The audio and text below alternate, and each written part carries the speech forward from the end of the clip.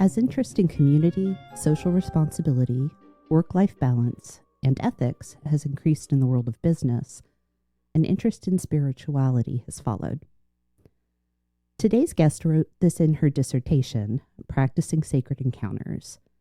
And it's this idea that spirituality may have a part to play in the workplace that informs the central theme of today's conversation. If work is sacred, or has the potential to be sacred, how do we learn to lead in a way that ensures employees can experience this in the workplace? As is the habit at the Comfy Chairs, I'd like to start with examining word meanings. For starters, sacred, while most commonly associated with specific religious practices, can also be defined beyond any one form of religion. Essentially, it describes something that has been dedicated or set apart for a special purpose, typically religious or divine. Today, I want us to focus on the idea of purpose, that when we dedicate something, like work, to a special purpose, we are saying it has meaning. And meaning matters in all areas of our lives. These days, this is especially true at work. But before I go any further, I'll pause to welcome my guest and allow her to introduce herself. Peggy, welcome to the Comfy Chairs. Thank you, Kate. I am really excited to be here. Thank you so much for inviting me. Yes. My name's Peggy Mark. I am in the state of my work called preferment, which is that I have moved past my full-time employment, and now I am a consultant with Breakthrough LLC, and I consult on leadership, primarily in healthcare organizations. I do have a strong focus and interest and personal value around relationships and connection. And that's why this topic of spirituality is so important to me, because I believe that's all very connected. I agree entirely. And that's something I actually want to get to next. I talked a little bit about the meaning of sacred, but I'd like us to have a working definition for spirituality as well. Mm-hmm. So based on not just your study, but also your experiences, how do you define spirituality? I'm gonna tell you a definition of spirituality that did come out of the literature, but prior to that, when you look at leadership literature and you look at spirituality, there's not an agreed upon definition of spirituality. Mm-hmm. A lot of people go down the road of it has a religious definition. Yeah. And so some of the literature is based on doctrine and the different religious doctrine. Others believe that it's broader than that and broader than religion. So as I went through my research, what I wanted to do is find that definition that worked for me, and I believe is particularly important to speak to healthcare, because that's my background. So I have spent 42 years in the healthcare industry. I'm a nurse by education, and I was studying a healthcare environment. So I was really fortunate in my doctoral work to have one of my committee members, Dr. Peter Vale, who has, since passed, but was just an incredible mentor during the time I was doing my research. And so I chose Peter's definition of spirituality. And if you haven't read any of his books, I would encourage you to just go back and find Peter Vale and read his books on leadership. So the definition of spirituality that I chose is that it's a very personal process occurring over time, and at each moment expressing that person's sense of meaning of life, of what the important questions are, of the significance of people and things around them, and of the direction their personal journey is taking. The main point when I think of spirituality, and as I've built that into my practices and into my work, is really about purpose and meaning. Mm-hmm. But I think the understanding that it's a dynamic process, that as a person interacts with others, as a person matures, as a person has new life experiences, their definition of spirituality might change. Mine might be one way today, but when someone in my family becomes ill, or when I face a personal crisis, or when I walk in nature, I might think of it just a little bit differently. Mm-hmm. So it's important to think that it's not one thing. It is a moving, dynamic process with individuals, but it's also very personal. Mm-hmm. Yeah. I mean, I come from a Christian background, and that doctrine is what informs my spirituality. And I'm also very aware, sensitive to, and actually celebratory of the fact that it is individual and unique, because I think, and that fits into my personal framework, because I think we're all unique creations. So, of course, the way we think and feel about how we engage with things inside and outside of us, Yeah. you know, whether that's our spirit or the spirit around us, of course, it's going to be different and unique. So I love hearing that personal process really being central. And you highlighted, you know, family and end of life and nature, that those are sort of the points in our lives where we tend to be more reflective of that. And I would imagine it's accurate to say that you and I both think that work should also have an element of that. Oh, you are very accurate in saying that, because I think, knowing you and working with you, our beliefs are about the whole person. And I also think in our industry in healthcare, it's about healing, and it's about that whole person. And so how do you address healing without understanding and incorporating spirituality, not only into the definitions or the way that we believe people we're working with live their lives, but in how we live ours, and bringing our values, our spirituality to our work? Yeah. I'm digging through my notes because some of the research I did preparing for our conversation, I found an article that will be linked from Gartner that talked about personal value and purpose at work. And one of the themes that they discussed is clarity around the fact that work is a subset of life, not separate from it. And that's been something, frankly, I've been reflecting on recently. And I think it's part of the solution to so many problems that we're having with work right now, is that we've talked so long about work-life balance that there's this idea that they're two separate things. And that's one of the reasons I think we don't talk about the spirit, the soul, or sacredness at work openly outside of certain industries or institutions, because we treat it as something separate, when work is part of life. It's just naturally part of the human experience. So I think if we can begin to really evolve our thinking to think that way, the way I always looked at it is I would see people leave themselves at the door. Yeah. So they get up in the morning, be with their family, say their prayers, light a candle, whatever you do in the morning to ready yourself for the day, write a reflection, or just walk out the door and get in your car because you're running late. Yep. But you are you, a whole person. But then when you hit that door, you leave that fullness of you, that wholeness of you at the door. And then you walk into work and become someone else, or become a part of you. Yeah. And if we believe that work is a subset, if we believe that it's all part of our life, and what we choose to do is a reflection on us for many people, not for all people. Some people are, have less choice in what they do. That's accurate. But as you look at it as a subset of life, then it becomes more acceptable to bring that whole person to life to work as well. And then you're not always feeling that push-pull about, am I in a work mindset? Am I in a life mindset?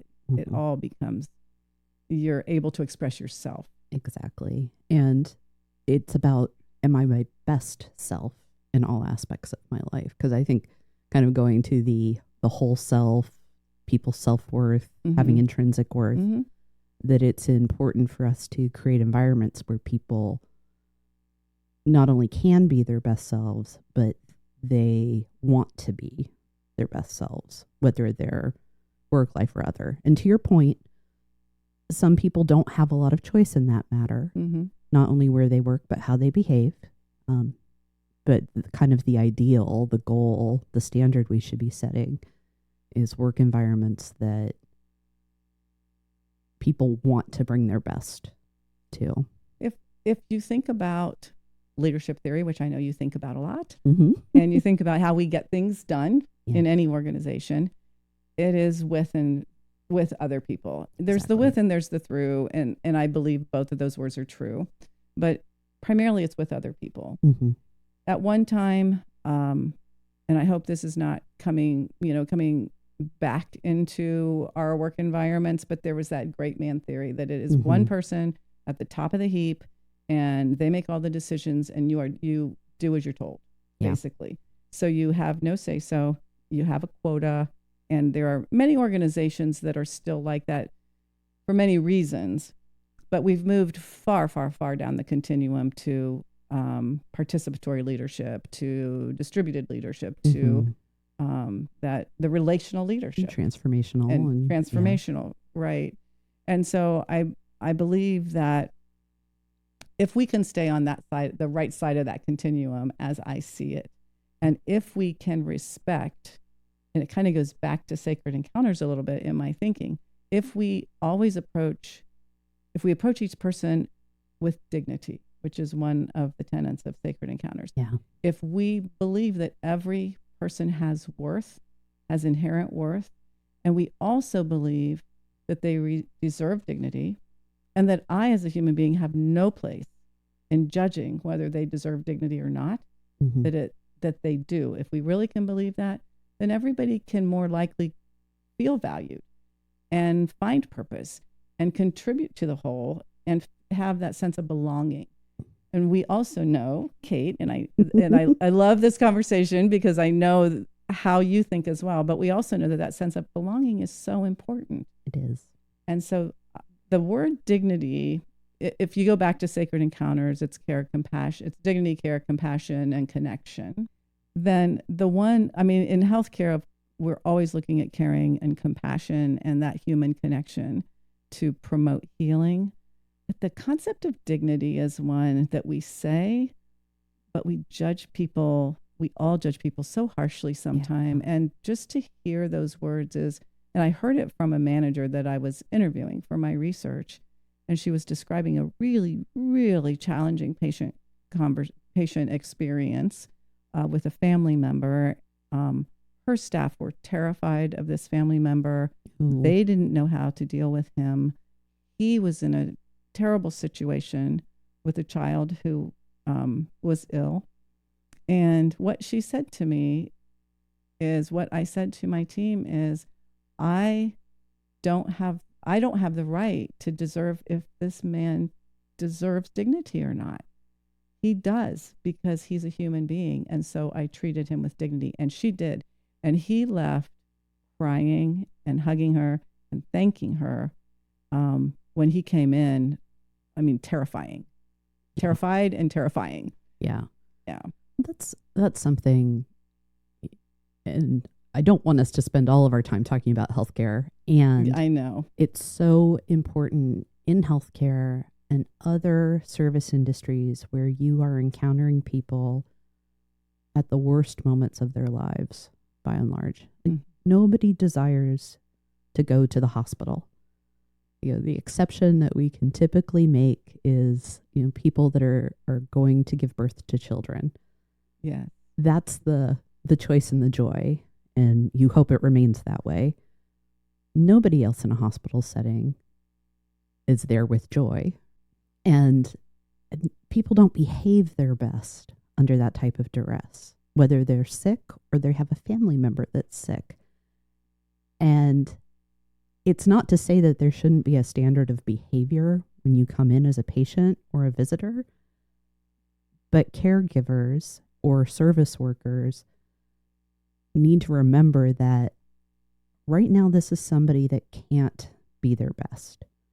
And part of my job is not just delivering whatever the service is, the care, I'm thinking about the insurance claim I had to make when I totaled my car in my 20s, right? I was not my best self calling my insurance company. What we need to do, though, is treat them as if, yeah, you have dignity, you have worth. And regardless of how you're coping with that, you're still worthy of respect as a human being. And it's hard. I mean, it's very hard somebody that comes in yelling at you, it's difficult not to respond that way. Yeah, it's challenging, and I appreciate what you say a lot. And I've thought about this so much, Kate, which is in healthcare, it's easy, or I'll say maybe easy, but it's easier to take these concepts of purpose and meaning and dignity and respect and compassion and caring and healing, and it's easy to put them in the context of healthcare. I think it's also in other, like you said, service industries. I think about teaching, and again, you're dealing with a population, and you're in a service job, and you're in a caring profession. And then as you take these concepts into other parts of industry, of business, financial, the financial sector or other sectors, can you bring those same concepts in? And I believe absolutely you must. And it's more challenging. It's more difficult. That sense of purpose and the sense of belonging will take on a little bit of a different flavor. But as leaders and as people shaping companies of the future, we have to keep that in mind, and we have to understand the whole person, and we have to connect with them on that human to human level. That's exactly right. And you took the words right out of my mouth, that it doesn't matter the industry. If you have chosen to be in a leadership role, whether that's a formal title or you are just somebody that wants to provide leadership, that is a service that you're providing. And the people that look to you for leadership, whether they're your direct reports or other members of the team, you owe them. It is your responsibility to treat them in a way that they have a whole self. It's not just about the tasks that they do or the skills that they bring. They're bigger, better, larger, more than just their work, as much as work is a part of our life. And think about, we've all been in a situation where we have not experienced that. And many of us have been in the situation where we have. And I hope more people and more people and more people are, as we evolve as people and as leaders. The difference is stark in how you feel when you go home. Yes. Or how you feel during that long day of work. It makes all the difference in the world. And the thing to remember about spirituality is that, yes, it's very personal. And yes, it's about personal meaning and a sense of belonging. But it doesn't happen in isolation. Yeah. It happens within relationship. Yep. And it happens in interactions and encounters. And so as a leader, you always have the opportunity to support someone as a whole person. There's never a time where you can say, I can't, I'm not allowed, I shouldn't. You always can understand that that's a whole human being that you're in a relationship with right now. I want to go back to something. You shared a definition in your dissertation that I think has some components of what we're talking about. And I want to highlight the language because I do believe it's going to help people get their heads and hands around it. And I apologize, I didn't make a note of from whom this comes. So I need to reference it at some point. Remember. So workplace spirituality has been defined as recognizing the inner life of employees and the need for meaningful work within the context of community. So inner life, I definitely want us to spend some time talking about that because I think the spirit, the soul, the self is what we're discussing in the space of work being sacred. And then it can't happen without the community, that there has to be a context where you're connected in some way. Relationships, whether that's in your fellow coworkers, your leader, or your employees, but also the people whom you serve, whatever kind of consumer is at the end of at the end of the stream, if you will. So let's talk about inner life and the need for connection and community. Well, this is what I think about as I'm listening to you say that. There's Martin Buber, I believe it is, that wrote I and Thou. I and Thou, you said? I and Thou. There's a sense of it's a concept that I call mutuality, but it has to do with you and me. That there is, I become me through you. I become me through my relationship with you. And that's so. As I'm born and I begin to interact with the world, I am created through those interactions and through my relationships with you.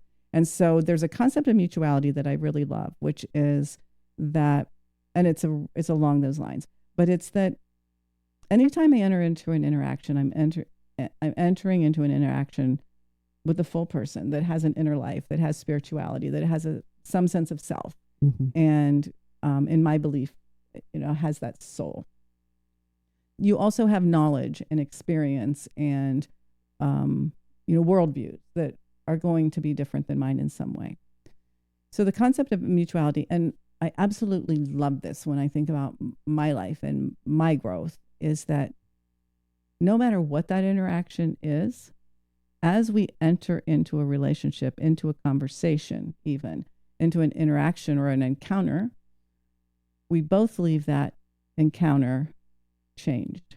Agreed. Yeah. So, and think about that concept though. Think about, you and I believe that, but how many people believe that I'm coming in to tell you, to talk to you? It's very one-sided. I want you to leave changed, but I'm good the way I am. Yeah. And so if you believe that that's almost an impossibility, because now I've had another experience. So it's not really possible for me to leave this relationship or experience or interaction the same. Mm-hmm. How do I want to leave it differently? What's my intent? What do I want to gain? Even if I'm, as a leader, interacting with an employee that's having an issue, I want to leave a better person too. So I'm going to have that interaction differently so that we both leave respected and felt, I guess that we've been respected and treated with dignity. Yeah. And again, I've been changed by even a casual encounter, never mind something as significant as a working relationship and, or a loving relationship, fill in the blank. My head is kind of spinning. I've got 17 different ideas popping around. You just took me to that song out of Wicked. That was in there too. Such a good song. I feel like we're talking about a couple of really key, whether they're philosophical or other. When we talk about inner life, it reminds me of I think, therefore I am. That we can know we exist because when everything else is stripped away, there's thought. Mm-hmm. So, and it's in recognizing that other people exist because there's thought, we need empathy. That the empathy plays a really important part, obviously, in leadership, stating the obvious. But if we are going to create meaning in work, if we're going to let work be sacred, then we can't do that without starting with an empathetic attitude. But I do think that part of this conversation, we need to discuss the role of empathy in making workplaces meaningful, sacred, set apart. I think it's a perfect connection to spirituality, to sacredness, to, I'll say leadership, but really, even if we take leadership out of it, even if we say, I, Peggy Mark, want to find meaning in my work, I have a responsibility, a personal responsibility to find that meaning. And how might I find, nobody hands that to me. People can interact and I guess make me feel less than, of course. But you and I may have a interaction as peers, and that empathy that you may have for me or that I may have for you helps me build that sense of belonging and that sense of meaning and that sense of purpose in my work. So I think it's an incredibly important concept to continue to explore. And I think we have to sometimes take my sense of well-being out of the hands of my leader. Yes. And really own it myself. Now, I say that knowing that some environments are so toxic that that's very, very difficult to do. But theoretically, how much can I own my own sense of purpose and meaning and well-being as I go into my work environment? Well, I go back to a couple of things. The definition that you shared from Dr. Vale, it's a very personal process. Mm-hmm. One of the articles that I read and shared with you, they say that ultimately what makes work meaningful is going to be unique to you and your values. That it's this funny, I'm actually reminded of the advice my mom gave me before I got married. She's like, marriage is not 50-50, it's 100-100. And leaders and employees, I think, need to take that approach. This is not a 50-50 undertaking. Leaders 100% need to be concerned with the inner life and the connections with their people. Employees need to 100% be aware of and responsible for their own well-being, personal growth, etc. I love that it's 100-100. Your mom is very wise. She is. From everything I've heard you say about your mom. She's pretty awesome. It's her birthday today, too. So. Oh, happy birthday, Kate's happy mom. birthday, Pat. But it's a really important concept. It's 100-100. Yeah. And the thing that leaders have to remember is I am expected to care about my employees, and I am expected as a leader to know them and to be able to support them in ways, not only ways that are going to make their productivity higher, but ways that are going to impact the culture of the organization. And the culture of the organization is impacted positively when people feel good. Cared for. Seen, respected. You've been very graciously letting me, ramble through this current thought I have around loving leadership. And I think that's part of what we're talking about right now is leaders need to demonstrate love. And that it doesn't mean that you're best friends with everyone. It doesn't mean that there's, a deep emotional connection. It does mean that you are wanting the best for the people that look to you for leadership. Even if you're a more transactional leader and it's about what's the give and take, approach it like, this is a horrible analogy and I will probably cut it. But what comes to mind is the way a professional chef treats their knives. This is the instrument of accomplishing the work. I will treat it well. Mm-hmm. People are not instruments. And even if you're a transactional leader, you need to think about, am I treating these people well so that the work gets done? I think what you said that just stuck with me a lot, though, Kate, is that what if it is as simple as I want what's best for the people I work with?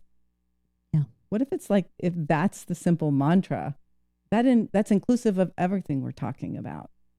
And it's easy to grasp and it's easy to understand. I think what happens in these conversations, and it's really why I love these conversations, is they're borderless in my mind. They're not a topic that has these firm borders. They overlap and they intertwine and they're integrated and they are synergistic. And you can talk about spirituality and empathy and love and all of those things. And they're all sort of part of this really crazy, beautiful whole that take a bit of it with you, to work if you're a leader, and you're going to be a better leader.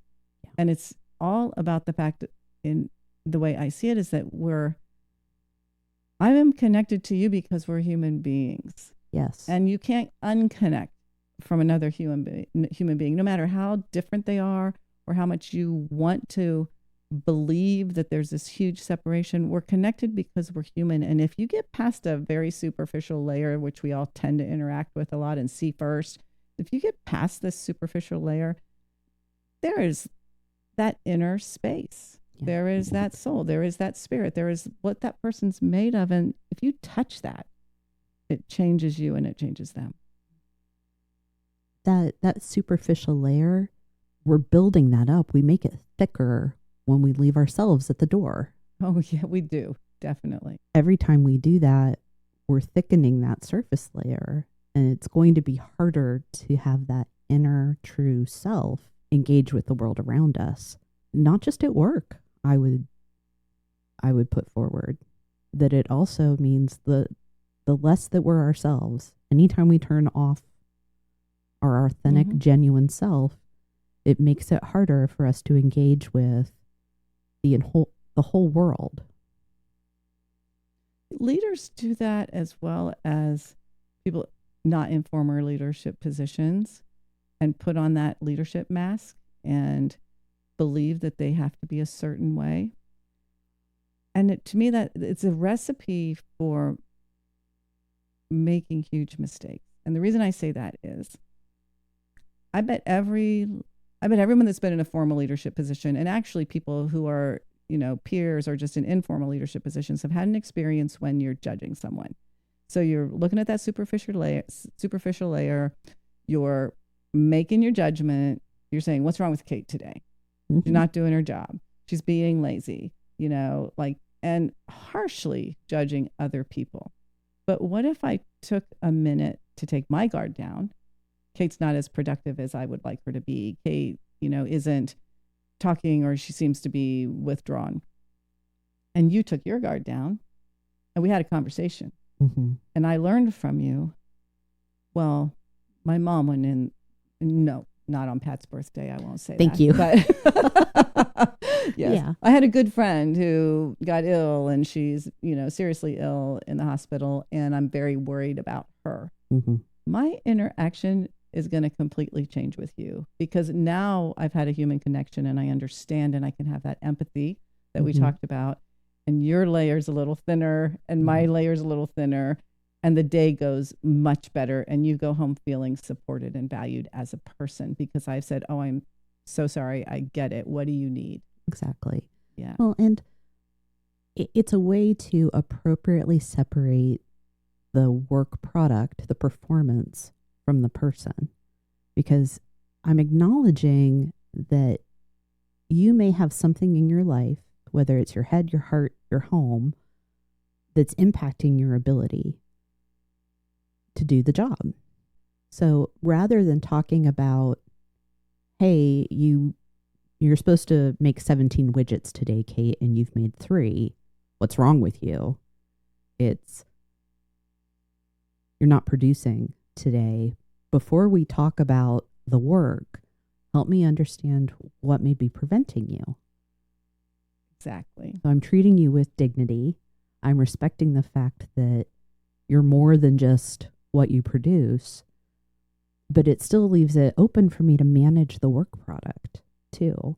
Because I think that's one of the kind of the leaps of false logic that some leaders make, that if I'm too focused on you as a person, it means I'm not managing your work. I think that is a huge issue. And I don't think it takes any more time. It takes a little different energy, but it takes no time to actually speak with someone as a human being and look at them and ask those questions versus focus on the work and the productivity. And sort of, the thing that people don't understand too, and I say this with a little bit of caution, and I'll tell you why. If we actually treat other people well, and we treat other people with respect and dignity, and understand as much as we can who they are and what they need, they do become more productive. And they do create a more positive culture in which they're impacting other employees and retention. And so everything goes up. So satisfaction goes up, productivity goes up, quality goes up, all those things go up.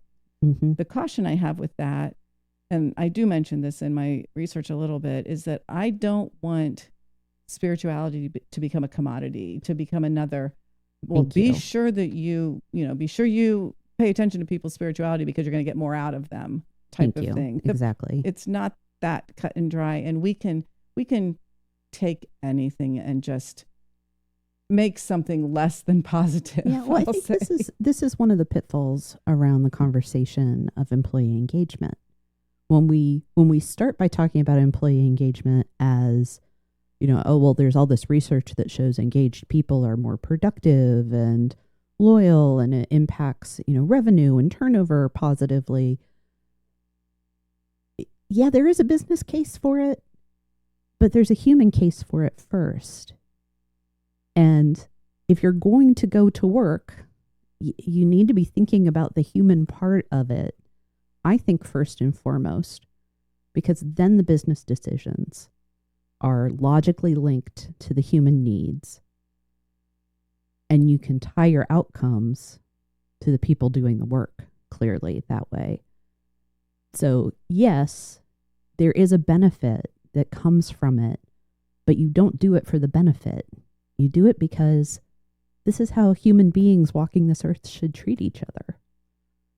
And the flip side of that is if you don't do it, you're going to see the downside in your business. You're going to see the people who are not engaged. You're going to see the people who leave to, for better opportunities.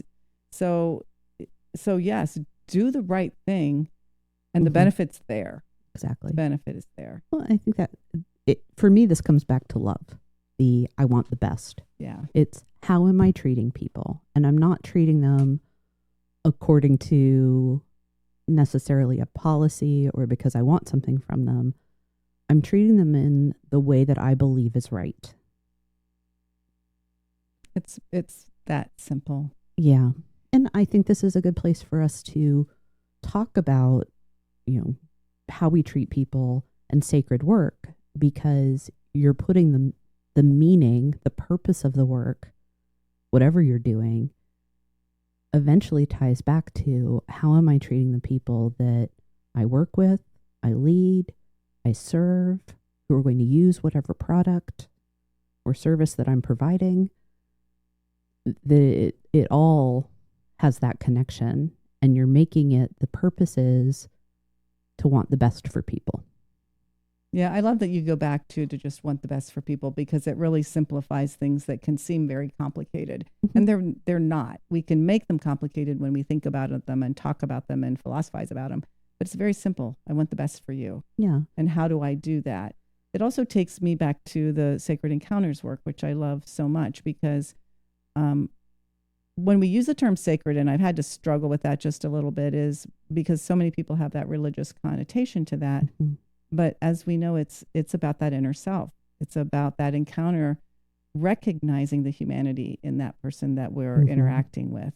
And it isn't just about leader-follower relationships. It's about your friendships. It's about every single person, every single interaction, encounter, as St. Joseph Health used the word, every single encounter is a sacred encounter. And in a way, that's like a liberating thought to me. It's like this freeing thought. Back to what we were talking about, I don't have to think about, am I going to judge you? Do I like you? Do I think, you're a good person or a bad person? Or what part of Peggy am I going to bring forward right now? Am I being leader Peggy? Am I being, which Peggy am I being? Yeah. It is so liberating to just automatically assume you're dealing with a human being that's essentially has worth, and that I can be myself. It's liberating. It's also empowering, because it says, every function, every type of work has the potential to be sacred, to bring purpose to life, so that every time I go and empty the trash, I am making the environment better. It's not just about, the leader on stage, the nurse at the bedside, the fill in the blank. Every job is noble. And we have to remember that, because if it's worth doing, that means somebody with worth is doing it. Like it's connected that way. I've been thinking a lot these days about the fact that I think we are made to work, and we've kind of forgotten that, because work is work. Whether you believe in a maker or evolution, what we know when we look at our physical bodies is that we're made for work. We have opposable thumbs. We're bipedal. We have big brains. there is in us not just the ability or capability, but the drive to move through the world and change it. And that's work. I love the way you think. Thank you. I love how your brain works. So if we're made for work, why don't we make work something that we get to make? I mean, of course, it's hard. There are plenty of things that I would rather do than, sit down and prepare invoices or whatever. And one of the ways we can satisfy the drive to change the world around us with our hands, our feet, our heads, our hearts, is pulling it back to the fact that human beings have intrinsic worth. Yes. We have an inner life, we have a spirit, a soul, and that means that the work of our hands or heads is also worthy. I love that concept. And think about back to the person, based on what you said, back to the person who comes in and takes out the trash, or the person that files an insurance claim. If you believe that, you're going to treat them differently, as we've said. So I can interact, I can have an encounter in any of those situations, but we'll go back to the person taking out the trash. If they feel worthless, a lot of it has to do with how I treat them. Yeah. If they step into my space, they may have intrinsic worth and walk into the job that day feeling pretty good because they had a good morning or whatever. I can take them down to feel worthless so quickly. Yeah. And we can't forget that it is definitely in our power. And they can do the same to me. Yeah. Depending on how we interact, or if they don't speak. If someone just doesn't speak to you, which happens so often when you see people that you judge harshly somehow, then you don't give them the time of day, and you both leave that encounter just feeling less than. So back to what you say, yes, if we just all believed in human worth, and if we all wanted to do this, I just want to help you be your best.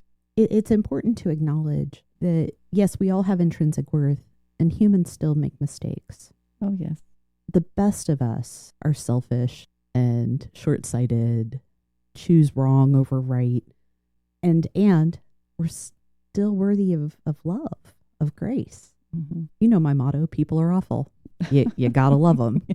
There's a lot of truth to that. And so if it goes back to judgment, and if I go back to the sacred encounters, the sacred encounter, for domains of dignity, caring, compassion, and connection, caring and compassion, you just cannot forget. And when I make a mistake and someone treats me compassionately, understands, cares about me, helps me remedy that mistake, or just gives me grace, I feel like I have worth.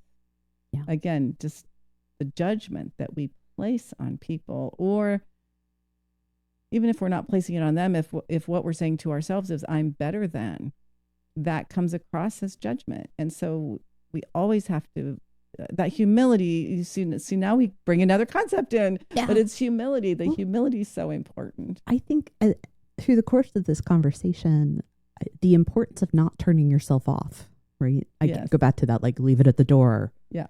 That lie. It makes it easier to distance yourself from other people because you've created all of these layers. Every time you turn yourself off, it's another layer. So of course you can think, I'm different, I'm better, I'm worse even, right? So yeah, it's about humility, but it's also about authenticity. It's very much about authenticity. And we are very afraid to be authentic. Oh yeah. Yeah. Well, and so you much do of get this shot down. I mean, honestly, I have been authentic and regretted it. There's a real world out there, and there's realistic, you have to be realistic about not everybody's going to get it. You are going to have people that you walk out thinking, wow, that they just made me feel awful about myself. And then you have to pick yourself up, own it a little bit, whatever your contribution to that conversation was. And sometimes it's just reality is I feel really crummy right now because of that interaction. Or maybe I made someone feel crummy. But if you did, then you can take the personal responsibility of circling back to that person and following up. But we know people aren't all going to do that. And so many people are not in that space yet. But I still see it as a continuum. and I see it as evolution. And I have huge hope that our expectations of leaders are going to continue in that direction. I think what we've started talking about is when we're driven by fear of authenticity, fear of rejection, fear of judgment, all of the thousands of things that we're afraid of every minute of the day. It depletes our ability to be true, to be loving, to bring purpose into the work. Mm-hmm. And the work can be my day-to-day job, but it can also be how I'm engaging with other people around me. I mean, I experience that. I'm sure you do, but I will be self-protective. Mm-hmm. You know, I will definitely protect myself. But the more I can feel I can be authentic, the better day I'm going to have and the better experience I'm going to have. Mm-hmm. And so it's just a work in progress. We just have to keep working at it, be the best we can be, and teach others to be the best they can be, and model the behavior. You know, that's what leaders do. They model the behavior. Be real, be authentic, trust each other. This is going to be okay. I want to come back to, at the risk of being a broken record, the people are awful, because it's kind of what we're talking about. I'm fearless and I'm self-protected. So awful, awe, and full. Awe is something is so big and amazing that it can actually produce a little bit of fear in us. People's nature is full of awe in some ways. And sometimes it's awesome. And sometimes it's awful. Sometimes we do wonderful things, and sometimes we need grace. And extending that not just to everyone around you, but to yourself as well is really important. And I think leaders have to face the fear and forgive themselves when they fold to it. Yes. I think the self-awareness and the self-forgiveness. Mm-hmm. We can sit here and talk about how we believe it should be, knowing that in reality, I'm not always that person. And you're not always that person. And the people we're with aren't always those people. But to strive to be that way is the best that we can do. To know where we're headed and just keep trying to be that better person. Yeah. And if I go back to that concept of sacredness and relationship and that mutuality and connectedness, we do that through and with each other. Mm-hmm. And so just keep finding those people that help bring out the best in us, that keep us learning to be better and reinforcing that good behavior, I'll call it, both within ourselves and within others, and give everyone grace when we fall, because we're going to fall. We always do. Yeah, we always do. Yeah. I go back to the definition of spirituality, that personal process. What we're talking about is person-centered work. Purpose can be derived from how we treat the people around us. What if I'm reflecting on what you just said and kind of reflecting on the conversation so far, and I'm thinking about all those concepts that we have pulled in. We started with spirituality and leadership, and look where we've gone. Yeah. Like look where we've gone. It's exciting, and I feel good, and I love the conversation. I mean, what if these conversations just happened? It isn't like put this bolt in this part in this way, because it is so personal and it is so individual. Just to open the door to talk about it can go a long way, and pull in things like, what are my needs? How do I have empathy? Yes, I believe in respect all humans. Like, just have the conversation. And I know in my work, there's been lots of opportunities over the years with certain individuals or even certain groups that you just end up there. But when they happen, they're so powerful. Well, even in because yes, put this bolt in this place. Mm-hmm. That work also needs to be done, and there needs to be clarity and direction and routine and process. Mm-hmm. But if you're talking about it as you are a capable, competent person, you have value and worth, these directions are not to infantilize you, they are to enable and empower you. Exactly. It doesn't actually take more time. It takes me a different effort, a different mindset. And at the end of the day, that's going to be more efficient and effective. I think you're exactly right. We can all do that. It doesn't matter what industry we're with. Agreed. We have to understand that being technical or being in a financial industry or being in a industry that's just completely based on productivity and numbers never excludes you from being human. And somehow we've decided it does.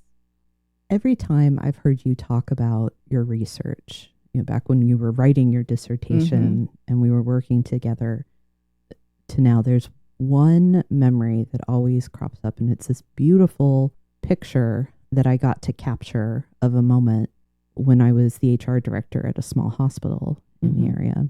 I was doing my daily rounding.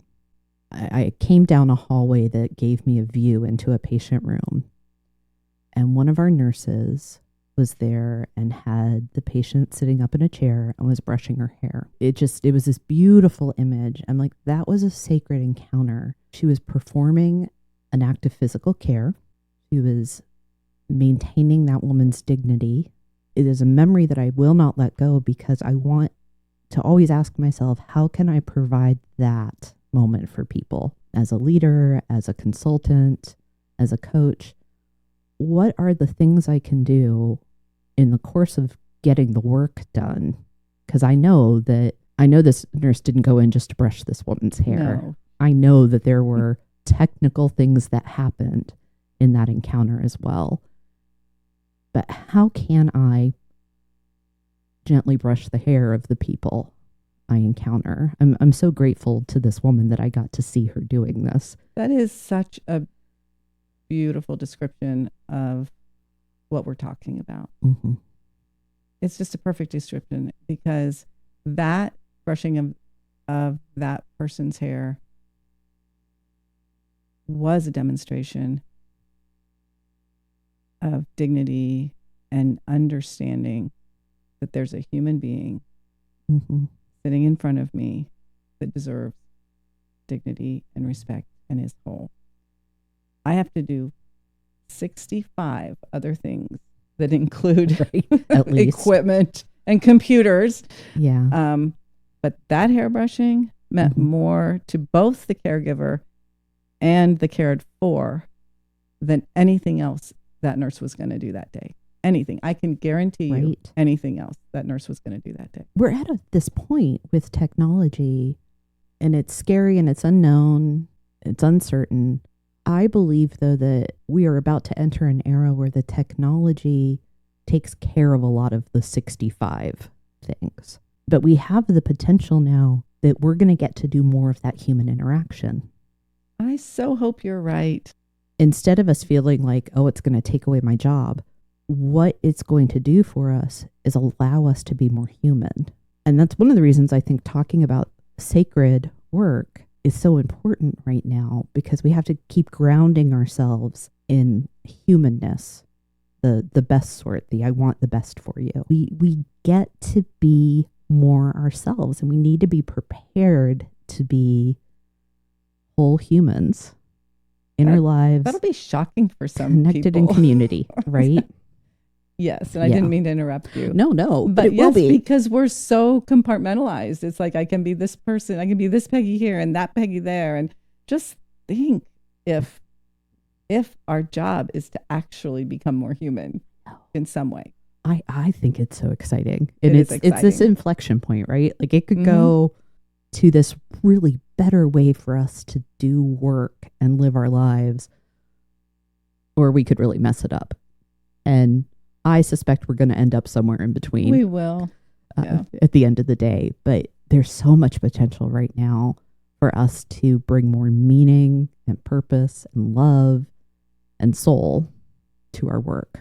Well, it's why I was really excited to talk to you today and sit in my comfy chair where and I am literally sitting in a very comfortable chair to talk about it, because I like the thought of that we're at an inflection point. I hadn't really thought of it that way before, but I think that this is the timing in our world, in our society, and everything that's happening right now is perfect for us to really deliberately take another look Mm-hmm.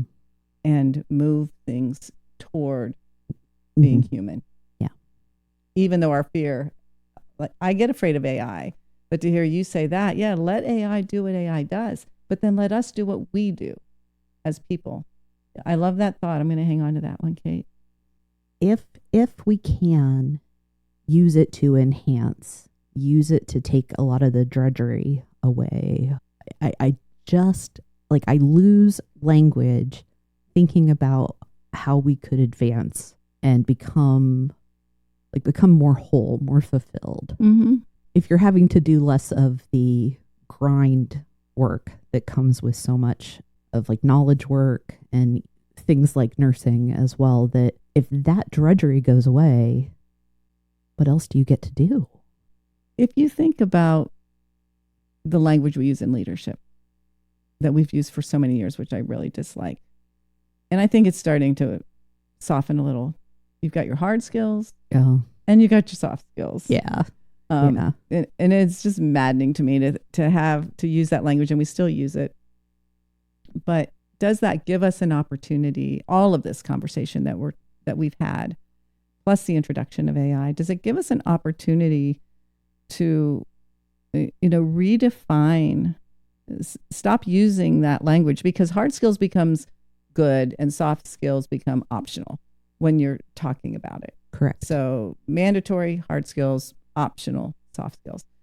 So all of this conversation, including the support of technology in the future, could we begin to change that language, change the expectation, and ensure that those human skills become mandatory? Mm-hmm. We still really put them aside and make them, if you have time, you can treat people well, kind of thing. People are so black or white, binary, this or that. Yeah. And how can we think holistically about things? It's not, when I ran patient experience, patient experience is not what you do when you're done doing the other stuff. That's a great example. It's the whole thing. And leading people in a way that acknowledges their inner selves is about how you do the whole thing. This is why, again, people are awful. You gotta love them. Gotta love them. I love how silly humans are. This is really, we know better and we don't do better. But we will. Yeah. I am the eternal optimist. We will. Is there anything in this conversation that you want to make certain we don't miss? I've really loved the conversation and how so many, what seem sometimes as separate or disparate concepts around leadership in particular, when we have a conversation like this, they all end up in the same place. Mm-hmm. And that is where this conversation started, which was around the sacred, around the spiritual, around that inner self and meaning. I guess I would boil it all down to meaning in work. To have a conversation like we did, where it was very back and forth, and we started with, well, this is what we're going to talk about, but it went everywhere. Yeah.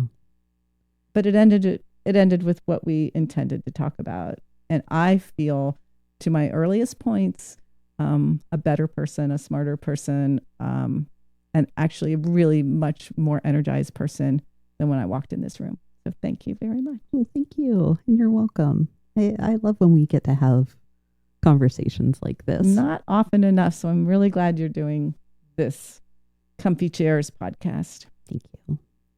I really appreciate your time and all of your thinking and all of your leadership over the years too. Thanks, Kate.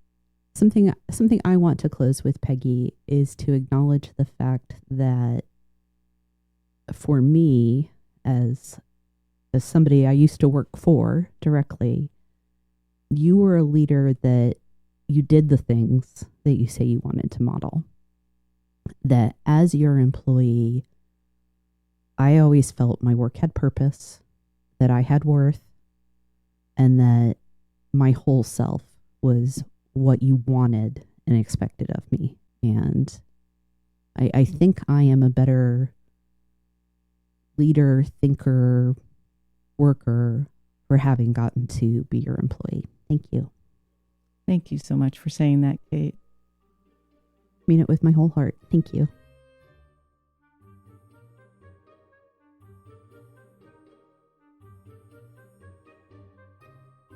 If you enjoyed this episode and you'd like to support the podcast, please subscribe, leave a rating or review, or share it with others. You'll find Comfy Chairs updates and other thoughts on leadership and learning on Instagram at 123 Limited. That's ONE23 LTD.